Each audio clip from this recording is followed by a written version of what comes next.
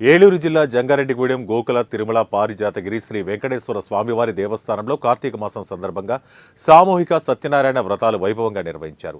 200 మందికి పైగా దంపతులు ఈ కార్యక్రమంలో పాల్గొని సత్యనారాయణ ప్రతిమలు ఆచరించారు. అన్నవరం వేద పండితులు శ్రీరామకుమార్ శర్మ వ్రత విధానాన్ని వివరిస్తూ భక్తులచే వ్రతాలు ఆచరింపజేశారు.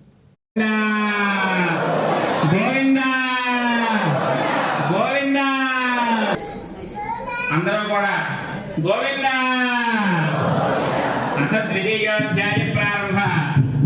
మంత్రులను కట్టుకుంటూ మారు వస్త్రం కూడా లేకుండా దరిద్రాన్ని అనుభవిస్తున్నాను. రోజు కాశీపట్నానికి భిక్షకు వెళ్తే గాని నాకు వ్రతాన్ని కనుక ఆచరించినట్లయితే నీ యొక్క దరిద్రమంతా కూడా పోయి నీవు కోరిన కోరికలన్నీ వెళ్ళగా భిక్షాటన చేయగా నాకు ఎంతైతే ధనం వస్తుందో వచ్చిన ధనముతో నీ యొక్క వ్రతానికి కావలసిన సామాగ్రందరినీ కూడా సమకూర్చుకొని రోజు వచ్చే ధనం కన్నా రెట్టింపు ధనం వచ్చింది.